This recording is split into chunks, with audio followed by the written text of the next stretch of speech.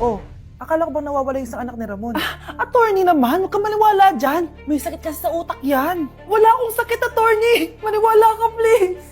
Kailangan ko pa ng sapat na ebidensya para maniwala ako sa'yo.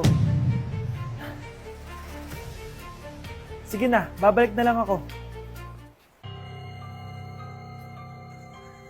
Ito na ba yung bagong bahay ng anak ko? Ikaw, babae ka. Sinubukan mo pang agawin sa amin ng kayamanan ng tatay mo? Ang sama nyo, tita! Gusto nyo kunin lahat! Well, hindi naman maniniwala sa'yo si attorney dahil wala kang ebidensya. Tao po, attorney po ito. Nandiyan si attorney. Halika dito! Ayan, ikukulong muna kita dito sa bodega hanggat hindi ko pa nakukuha mga kayamanan. Yes, attorney! Hawak ko na ang 100% ng kayamanan ni Ramon. Nandito na ang titulo, papeles at cheque ng mga kayamanan niya. Ay! Salamat, attorney, ha? Scarlett, hindi ko na alam kung ano nangyayari sa nanay ko. Pero huwag ka mag-alala. Ako bahala sa'yo. Kailangan na matigil tong pinagagawa ni nanay. Tao po. Sino ka? Ako po yung nanay ni Scarlett, yung anak din ni Ramon. Totoo ba to? Pinagsasabi mong babae ka? Kami lang ang pamilya ni Ramon. Attorney, huwag ka magpaniwala dyan. Peke yan. Hindi to peke. Pwede mo ipacheck to sa attorney. Kaya ilabas mo na siya. Kinulong po ni nanay si Scarlett sa bodega. Ha? Anak?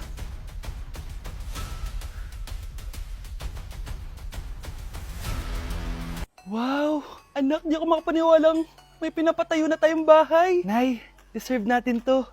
Ang tagal niyo din to pinaghirapan. Ma'am, saan ko po ilalagay itong mga semento? Doon na lang sa gilid, kuya. Sige po, ma'am. Excited na ako matapos tong bahay natin, anak. Saan dito? Hoy, huwag ka pupunta dyan!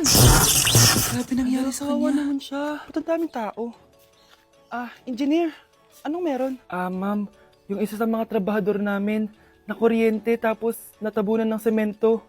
Ayun, namatay. Ha? Paano nangyari yun? May nag-utos ata sa kanya na ilagay yung semento sa gilid. Madami live wire dun eh. Ay. Ang problema, ma'am, kung tatanggalin pa namin yung katawan niya sa ilalim ng semento, baka hindi agad matapos tong bahay niyo. Hindi pwedeng hindi matapos agad tong bahay na to. Di bale, babayaran ko na lang yung pamilya nung namatay. Nay, sigurado ka ba? Sige po, ma'am. Sige na, ituloy niyo na yan. Congrats po, ma'am. Natapos din yung bahay niyo. Ang ganda, di ba? Wow, ang ganda. Maraming salamat, engineer. Una na po ako, ma'am. Anak, tara, pasok na tayo. Wow, ang ganda ng loob. Nay, hindi talaga ako mapakali na may bangkay dito sa ilalim ng bahay natin. Huwag kang okay, anak. Kasalanan niya naman kung bakit siya namatay eh.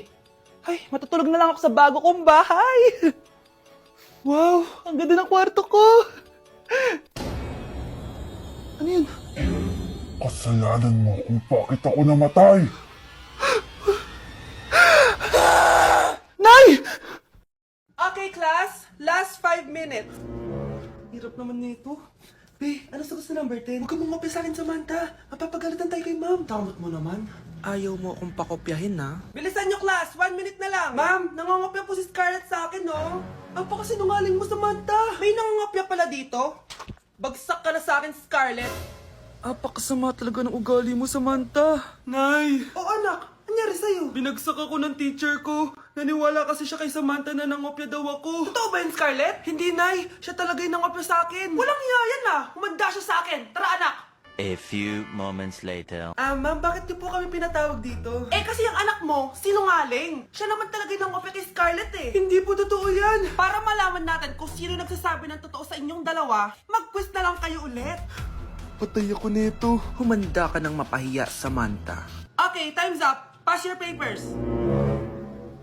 Scarlett, naka-perfect ka. Yes! Talino talaga ng anak ko. Samantha, wala kang tamang sagot. Ikaw talaga ang totoong nangungopya. Nakakahiya ka, Samantha. Humanda ka sa akin sa bahay. Tara! Huwag po, Nay.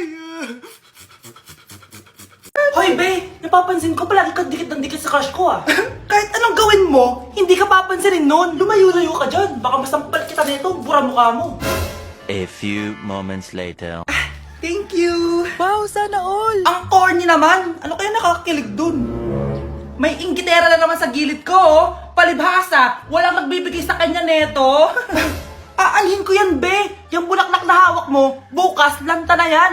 Yung chocolate, di ba may mali yan? Nakakatigyawat yan, be! Che! Bitter! Sinabihan niya akong bitter. Baka totoo nga.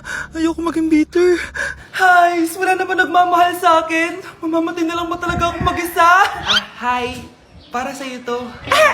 Pero Shaken, salamat!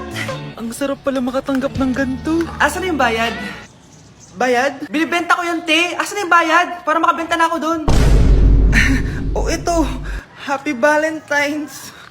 Gusto ko nang bumitaw. Binilihan ako ng bagong cellphone ni nanay. Wow, sana all. Nay, bakit ako wala akong bagong cellphone? Aba, ano akala mo sa akin? Nagtatay ng pera? Maghintay ka ah. Pag-picture na tayo mga ate. Dali. Tara, tara. Picture? Sige, sige. Ay, wow, wow. O diba sabi ko na sa inyo maganda to eh. Yun lang may tumatawag. Hello anak, punta ka dito kina Aling Susan. May birthday dito. Nandito yung mga ate mo. Ano? Pero kasama ko sila ngayon dito. Ha? Paano nandyan? Nandito sila. Hindi na nakapag-picture pa po kami kanina eh. Ay anak, gutom lang yan. Pumunta ka na dito, marami spaghetti dito. Nay, nandito po sila. Nay. Tulungan niyo ako, Nay. Nandito sila. Anak, nangyari doon? Uy. Nay.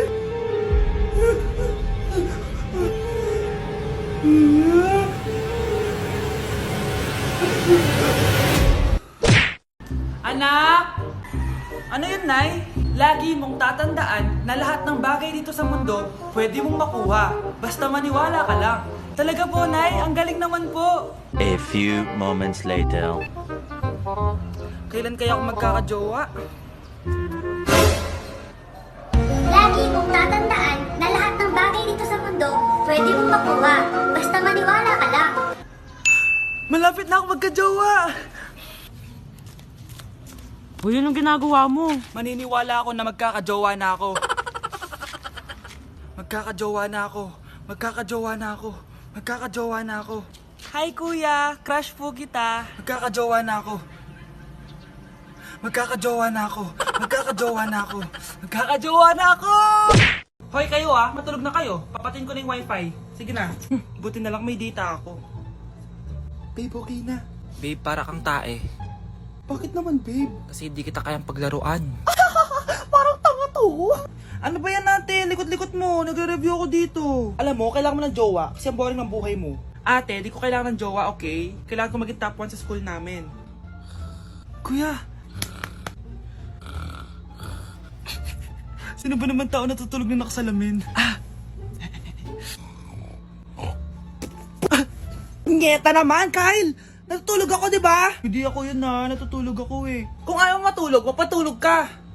Ba't ang ingay ng mga batang yun? Teka lang. Ano ba yan ang ingay nyo? Hindi ako makapag-focus dito. Pinang matulog, mga punyeta talaga yun. Sinali, bakit? Bakit ang ingay nyo? Di ba sabi matulog na? Matulog na kayo, ha? Yes, makakapag-tiktok na ako.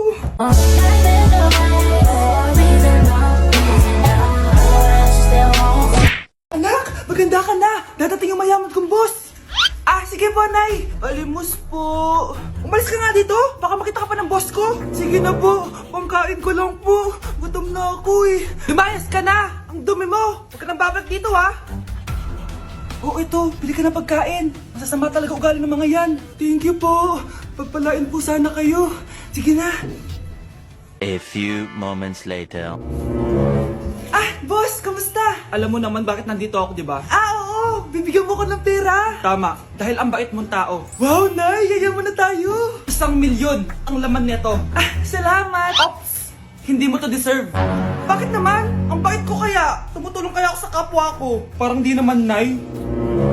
Nay, pumasok yung mapahong pulubi, oh. Oh, bakit nandito na naman yan? Boss, pinaalis nila ako kanina. Naalala niyo ba siya? Tauhan ko yan. Sinabihan pa akong madumi. Ah, joke lang yun. Ito naman. Shh! Ibibigay ko to sa karapat dapat at hindi ikaw yun. Ikaw ang karapat dapat na makatanggap nito. Sa akin? Milyonaryo na ako! Hindi pwede to. Sa akin dapat yan eh. Kayo ang tunay na mababaho! O eto, 5 piso, pampalubag loob. 5 piso!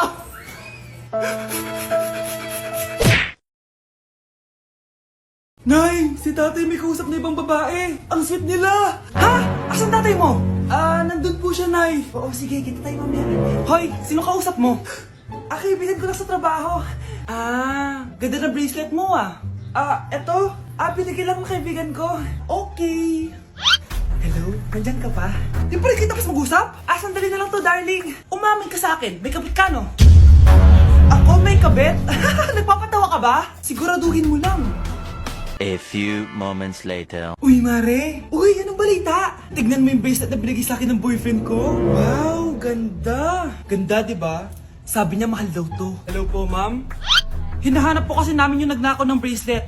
Ganito po yung itsura niya. Mare, sabihin mo lang ka nakita. Sige. Sir? Sila po yung nagnakaw. Mare! Akala mo di ko alam na ikaw ang kabit na kasawa ko? Anong mangyayari dito, darling? Oh, eto na pala siya.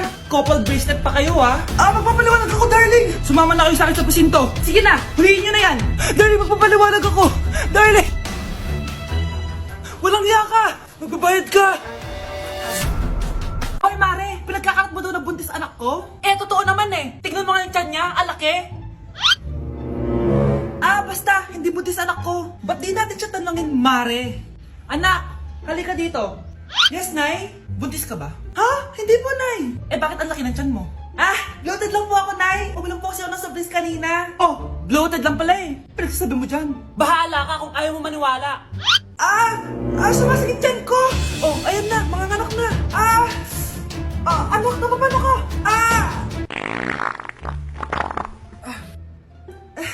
Baho. Ang sakit. Parang iba na to, Nay. Anak, papiga ka. Anak, hinga ka na malalim, Ire. Sige pa.